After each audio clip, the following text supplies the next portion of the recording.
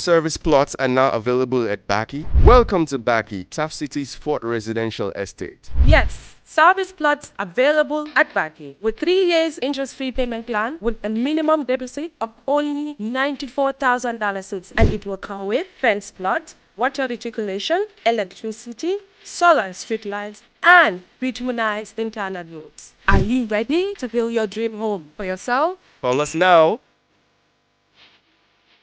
Welcome back, and if you'd like to advertise on the program, get in touch with Mr. Jibril Jassi on 699-0107 or 787-0107 or 924-2424. It's just gone half past the hour. Welcome back. The Catholic Relief Services, CRS, has been in this country for 60 years now, bringing humanitarian relief to the deprived in mainly rural Gambia. Its 60th anniversary is a diamond jubilee worth celebrating, and CRS has every intention to do so. And wanting to involve you in their celebrations is why the CRS management purchased this slot on Coffee Time this morning to share useful information about the aid organization and its intervention in the Gambia in areas including urban and rural capacity building, agricultural development, microfinance, health and nutrition, malaria control, adult literacy, and numeracy skills programs, and AIDS and HIV advisory. Well, joining me now, Dr. Amolai Ture, Country Manager of CRS, and Mr. Emmanuel Mendy, Partnership Manager. Gentlemen, thanks for coming. Let's start with you, Doctor. Congratulations. Thank you, Peter. Give us a background to CRS. 60 years in this country. Thank you. Good morning, Peter, and good morning to our listeners from across the country and the world at large. As Peter rightly said, we've clocked 60. Before I start, it's a pleasure to be here, and I want to inform you that I'm a fan of the Coffee Time, Okay. and I've not missed most of your programs. First, let me start by just registering my profound gratitude to the government of the Gambia, both current and the past, who has made it possible for CRS to operate in the country for 60 years, and also to register my profound gratitude to the Bishop of Banjul, who has also been providing us the support, the staff, our donors and partners, the U.S. Embassy, of course, and all of our implementing partners. CRS globally started in 1943, and it was formed by a Council of Bishops in the United States that was aimed to support and assist the poor and vulnerable, regardless of their faith, religion, or ethnicity. Our work is motivated by the gospel of Jesus Christ, which upholds the sacredness and dignity of all human lives, which is universal in all religions. That's how we started. Globally, we have supported, we are in over 100 countries, and have been supporting over 200 million people globally. Wow. That's a lot. That's a lot. Yeah. And what are the main areas of intervention here in the Gambia? In the Gambia, we started in 1960 following the invitation of the Bishop of Banjul at the time and the government of the Gambia during the colonial days. 1960? That's more than 60 years now. Yes. So why are we only celebrating 60 years? Because we became officially registered in 1964. And that's the main reason why we are celebrating the 60 years. Because the first 4 years was mainly doing some planning and groundwork to start the work in earnest. Okay. And in the Gambia, after that, we have been implementing programs in different areas. But before coming to that, let me just delve a bit back into the past. And we have worked shoulder to shoulder with governments, communities, and partners to create solutions that empower individuals and foster growth and resilience in our society, in the country. We have been working on emergency response during crisis to implement long-term development programs. Our mission has always been to improve lives and build resilient communities. Our projects are mainly in education, health, agriculture, emergency response, and we have touched millions of lives in the country as well.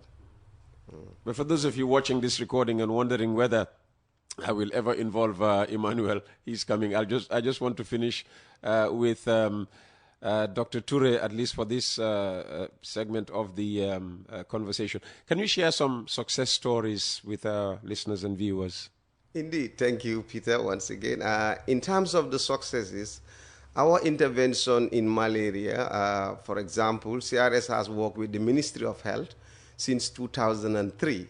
And we have worked with the ministry to submit a compelling global fund grant and became a co-PR with the ministry, which is the co-principal in grant recipient between 2011 to 2018. And because of CRS local leadership approach and the ministry's capacity, we then took the backseat and became a sub-recipient of the ministry. And over the years, over 4 million bed nets between the last 4 years were distributed to vulnerable households and communities. And this has contributed significantly in putting the country on a path to achieving zero malaria indigenous case in the country. In terms of disaster response, we have reached over 5,000 households in the form of cash transfer, food and non-food items support to vulnerable people. And this year alone, we serve as the fund holder for the ECOWAS Flood Response Project, which CRS was nominated by the government to implement within NDMA. And this year we've transferred $27 million to beneficiaries. Oh, wow. And also reach out to them with non-food items of $10 million within a period of 6 months. And one of our flagship projects is funded by the United States Department of Agriculture to provide school feeding to 54,000 children every day for the school calendar. And this year we have served 4 million meals to school-going children, and has also been supporting the Ministry of Education in the school feeding programs. Currently, we have 186 schools that are benefiting. And the aim is to provide the learning materials, teacher training, and also try to support the ministry to improve learning and learning outcomes of children.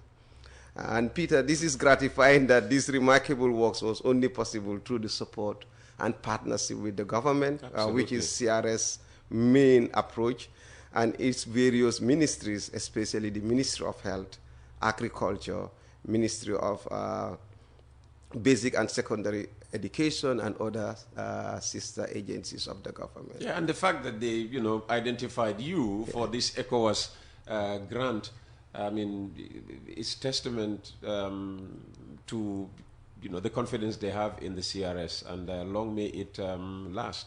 Thank you. So how are we celebrating 60 years? We have series of events as we clock 60. The country office is reflecting on the past, analyzing the present, and also looking forward to future interventions in the country to ensure that our work remains relevant and in an increasingly changing world. Thus, we celebrate with series of activities, and we're starting this week actually. Tonight, we will be with our partners, present and past staff, just to recognize their contribution, their accompaniment in the journey all throughout the years. Our team is resilience. We want to ensure that what we do, we keep doing, and we learn from the past and make sure our programs are more aligned to government priorities and the needs of our people in the country. I'm sure, it's the right theme, resilience. If you've been around for 60 years, that is proof of resilience. Dr. Ture, we'll give you time to rest. Emmanuel, I'll turn to you now so the country manager can, take a breather. Emmanuel is the partnership manager. So how does CRS collaborate with local partners, and why is this collaboration important for your mission? Thank you very much, Peter, and the listeners. And the watchers. And the watchers, yes. The viewers, as and the viewers, exactly.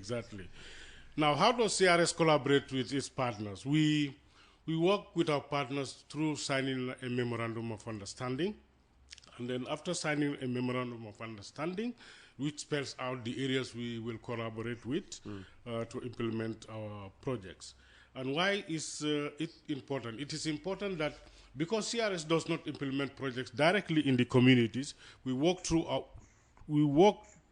through our partners in order to ensure that we implement activities that benefit our communities And can you tell us how these implementing partners have helped CRS achieve its objectives? Yes, these implementing partners, namely the Agency for the Development of Women and Children, ADWAC in Kerewan. You have Agency for Village Support in Kaur. You have National Malaria Control Program. You have National Disaster Management Agency. You have Future in Our Hands. You have Caritas.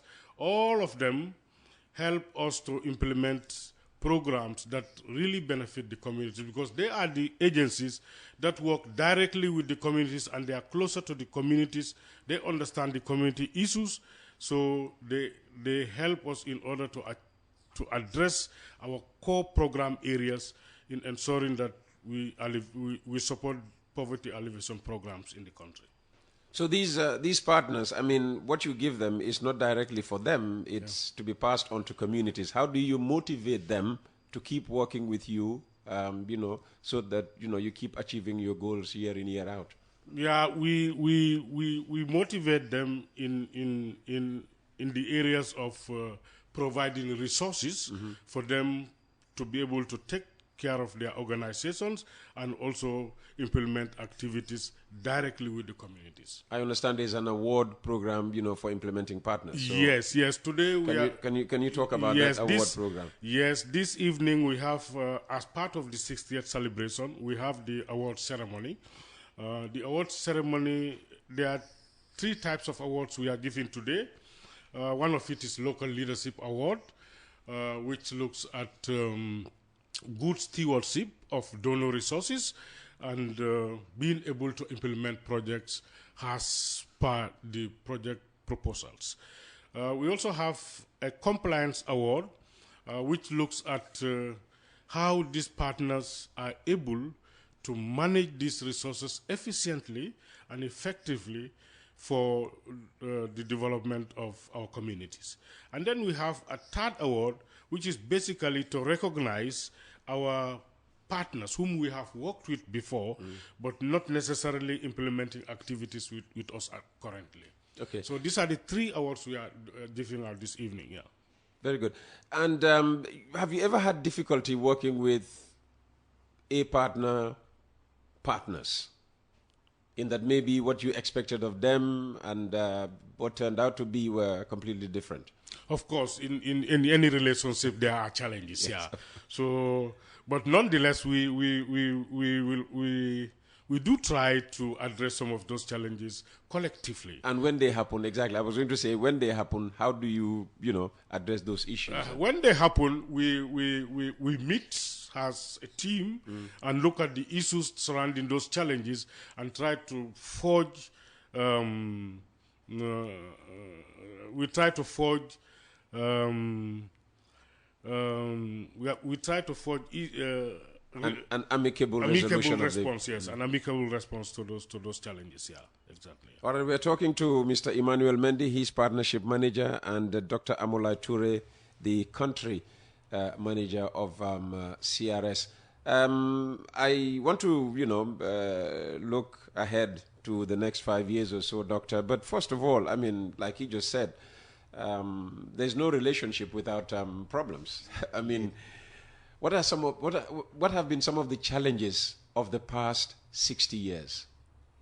I think in the past 60 years, there is a change in the global dynamics, especially in terms of resource mobilization. Challenges comes in terms of also the complexities of the environment we operate, and also expectation. How do you meet the needs of the people of the country when government resources are meager and are unable to address everything? So these are one of the things that we want to work shoulder to shoulder with our implementing partners and government to work together collectively and get the support from the donor community to address pressing issues that are faced by our population, our country as a whole. And it's everybody's business to make sure that we work collectively to address some of these. But over the years, we have transitioned CRS through different phases, like Emmanuel was talking about. In terms of our operations, before we work, we implement through partners. And over the years, we saw that local NGOs' capacities and financial sustainability can become a challenge, especially in third world countries, where donors have stringent conditions and terms to adhere to. So we started to then say we should accompany our partners and work with them. So then we started to work with the partners, not like asking them just to work. And then eventually we said, no, the mantra is local leadership. Like the CRS 2030 vision is in their own hands. So we want to return development back to local organizations and have them to get a seat in the high table. In doing that, we ensure that we support them to build institutional capacity strengthening that will bring donor confidence to fund local NGOs, because we believe those who are closer to the problem are better suited to find solutions to the problems. And the local NGOs are closer to the people. And our goal is to make sure we work with them and journey with them to address the pressing challenges faced in the country. I suppose that's part of your vision for the future. Yes. So let's talk about, future plans and strategic vision for, let's say, the next 10 years. You can do the next 60 if you want. Yes. So we as a humanitarian organization and as one of the pioneer NGOs in the country, we will want to continue to align our priorities with the government through the Green Recovery Focus NDV program. Because if you operate in a country as an NGO, your programs must be aligned with the government priorities. And as the government priorities shift, our strategy also shifts to align with the needs of the country. Our programs are designed totally looking into taking the locally led approach, which means our programs must be identified by or determined by the priorities of the communities and the priorities of the government. So moving forward, we will continue our work in education, health, agriculture, climate change, and of course youth empowerment. Looking at also the growing need to address challenges of climate change and disaster risk reduction in the country, we will want to also expand our portfolio to complement these efforts with development partners. We know food insecurity is a challenge, and this is not only in the Gambia but across the region. So we've also started working on how do we address these collective global challenges, especially in our context in the Gambia, by developing programs that will build resilience and support communities' livelihoods and dignified living through carbon financing. Probably is an area that is virgin, and we think there is huge potential to partner with government to tap these gold mines in the country. We talk about climate smart agriculture. This is another area that we want to see more interventions in, especially in an uncertain climate condition where rains are erratic or floods are always in the making. Irregular migration, it's also another area of interest. Big problem for it's the a Gambia. major problem, and we think government can't do that all alone, and we would want to work with like-minded donors and organizations, especially the international donor community, to mobilize resources in the area to support areas of youth unemployment. Because if you create the social and economic opportunity for the youths, we believe that Gambia is sitting on a gold mine. We have vast land where the river cuts across the country, and agriculture is a potential area that we could support and work with like-minded organizations and donors to address these challenges that are faced by our youths, because we wouldn't want to lose the cream of our population, and we have a moral obligation and an ethical responsibility to work with the government to support in reducing these vulnerabilities and shocks that we face. Just a few clarifications. I mean, new terminologies with climate change now coming into the fray. First, you spoke about, carbon financing, climate smart agriculture. I mean, climate smart agriculture. Let's start with that one.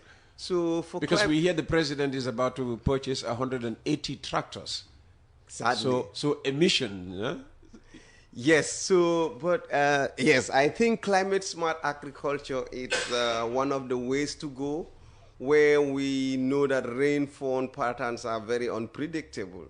First, what CRS has been doing over the years, especially in CRR North, is to pilot projects that are related to, for example, working with NARI. We were able the National Agricultural Research Institute. Yeah. We were able to come up with seeds that are drought resistant. So, for example, we have corn or maize seeds that are very much resistant to drought. They require very little water to survive. We've piloted some rice varieties, and these are all research that were done in collaboration with NARI, just to make sure that farmers are more resilient to these climate shocks. And in terms of mechanized agriculture, Gambia over the years has been mainly focused on groundnut cultivation and subsistence farming. We know as a country, or as part of the Sahel region, there is huge potential encouragement of the Sahara, and we have to start thinking now on how do we address these challenges, and these challenges we know would keep amplifying in the future. So where we have countries like Gambia that are emitting less in terms of carbon dioxide and in terms of pollution, but are greatly hit by other developed countries' pollution. So it's fair enough to come up with initiatives such as carbon finances, where these polluters are on a legal or moral obligation to offset the shocks that are created by them in other countries. And in other words, like, these are carbon credits like countries like Gambia could benefit from, because we pollute less. So we expect that those polluters should also be on the forefront in addressing the challenges they are creating in the country. The Environment and Climate Change Minister will be very happy to hear you repeat her very words when she was in Azerbaijan attending the COP 29. Now, how does CRS plan to continue supporting local communities and addressing emerging challenges? So we, again, like I mentioned earlier on, we work for the communities. We are accountable to the communities. And our aim is to continue to engage with the communities, look at their priority areas, what challenges can we address, but also doing what we call indigenous integrated human development approach, which is the local communities have local knowledge. And if you tap into those local knowledge to address their problems, it becomes more sustainable. Our goal is to create a lasting impact where you don't have to repeat the cycle every time, but to build that resilience to shocks and emerging challenges. And we will continue to do that by aligning our programs and our intervention through participatory program design, involving all the stakeholders, including the government, other NGOs, and of course avoid double financing and so forth. So in essence, we would want to continue that good working relationship with the community, where we do not do desk-based project design, but rather go deep into the community to understand their context and develop programs around something that is sustainable for the future. You spoke about, readjusting your strategy to align with whatever the strategy of the government you find yourself under is. I don't know how long you've been in CRS, but I was going to ask, how easy was that under Yahya Jammeh, for instance, who would just wake up one morning and decide to do things differently? So in the past, historically, Gambia has been mainly funded by USAID. And if you remember well, after 1994 coup, in 1997, USAID closed their operations in the country, and this significantly affected our programs and mobilizing resources to complement government efforts. Yes. So where the environment is not conducive for the NGOs to thrive, it becomes really a challenge. Absolutely. We would want to say, like I mentioned at the beginning, we thank God that we've moved past a totalitarian regime, and there is that willingness from government to work with partners. And this can be seen across all the departments in the country. And I would like to say that the new administration has definitely created an environment where donors and NGOs and partners are free to develop programs as long as they are aligned to the laws of the land and, of course, with the regulation by the NGO Affairs Ministry. And all the support services like of the government, including their agencies and ministries, are always open to partnership, and we see enthusiasm to serve the people of this country, and that has evolved compared to the past regime. And currently we enjoy that freedom to develop programs and address challenges faced by the communities. I once attended a CRS activity. I think it was the number 2 in the global CRS, hierarchy that even came for that program. Gambia was celebrating almost 0 malaria cases. Yes. What happened to the malaria program since? Yes, so malaria program, like I mentioned at the beginning, CRS has been collaborating shoulder to shoulder with the Ministry of Health through the National Malaria Control Program. And we've started working with them dating back to 2003 when we realized that malaria is one of the leading challenges faced by the country. And since then, several interventions through Global Fund, through CRS internal funding and other partners like Koika, MMV, has made tremendous impact. So cases of malaria incidences has dropped significantly, and currently we must say a big achievement of the Ministry of Health is in terms of reducing the incidences of malaria. Individual cases are almost at 0, and we hope that the government priority of achieving 0 indigenous deaths and 0 deaths and 0 malaria cases would be achieved in the just very distant future. Well, we say amen to that. Dr. Amulai Toure and Emmanuel Mendy, thanks for coming. How would you like to, conclude this conversation? I would like to say that these achievements are not possible without the collective work of the Gambian people. So we would like to thank them for trusting us, for working with us.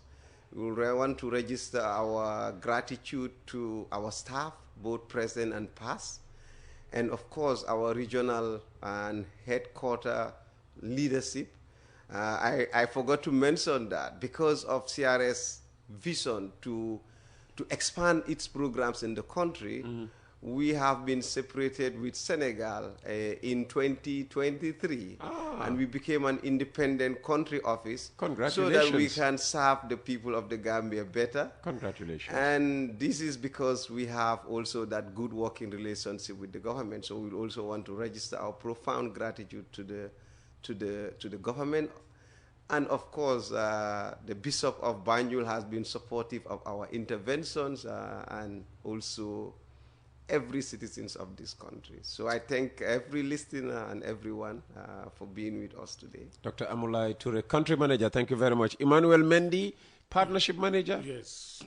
We want to thank the government of the Gambia for giving us this opportunity to continue to support the rural communities in the country, and our partners also for collaborating with us to ensure that we address the challenges our communities face in order to address poverty in the country. We want to thank them all, and we want to urge them to continue to support us, to collaborate with us, so that we achieve poverty reduction in the Gambia. Thank you very much. And that brings us to the end of this edition of Coffee Time with Peter Gomez. It's the last of the week, so we want to thank you all for following us throughout the week and wish you a very happy weekend. We'll be back on Monday.